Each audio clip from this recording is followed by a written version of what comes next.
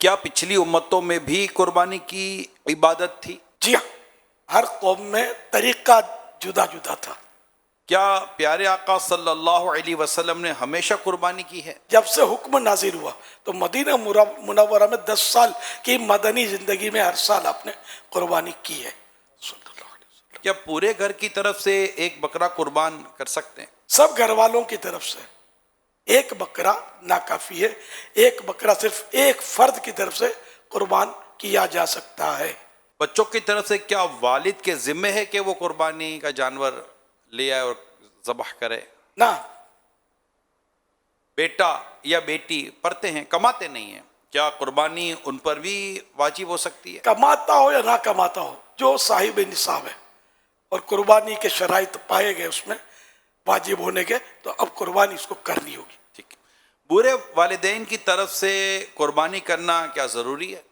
جی نہیں، کیا فوت شدہ مرحومین کا قربانی میں حصہ رکھا جا سکتا ہے؟ رکھا جا سکتا ہے. بیوی کی قربانی کیا شوہر کی ذمہ داری ہے؟ جی نہیں. فقیر کا قربانی کی نیت سے خریدا ہوا جانور مر جائے یا گم ہو جائے تو کیا حکم ہے؟ اس پر دوبارہ واجب نہیں ہے کہ نیا جانور خرید کر قربان کرے، وہ گیا اس کا. ٹھیک ہے. فقیر سے مراد یہ بھکاری نہیں ہے. بھکاریوں پاس تو بعض اوقات بہت مال ہوتا ہے. شریعت جس کو فقیر تسلیم کرے، نہ جو ایسا شخص، یہاں یوں سمجھ لیں آپ کہ ایسا شخص جو صاحب نصاب نہیں ہے، قربانی کے شرائط پائے نہیں کر، یہ واجب نہیں ہے اس پر، تو یہ فقیر ہے.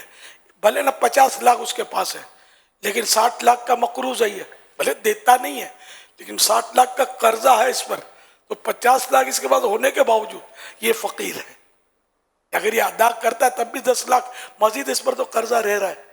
قربانی کا ثواب ایصال ہو سکتا ہے؟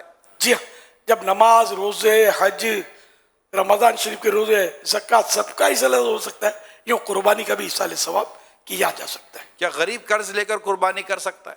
اگر غریب قربانی کرنا چاہے تو اس کے لیے ہے تو جائز، ثواب بھی ملے گا. اب قرضہ لے تو اس میں دیکھ لیں، اگر قرضہ ادا کرنے کی نیت ہے تو پھر بھی قربانی کرے تو ہو تو جائے گی.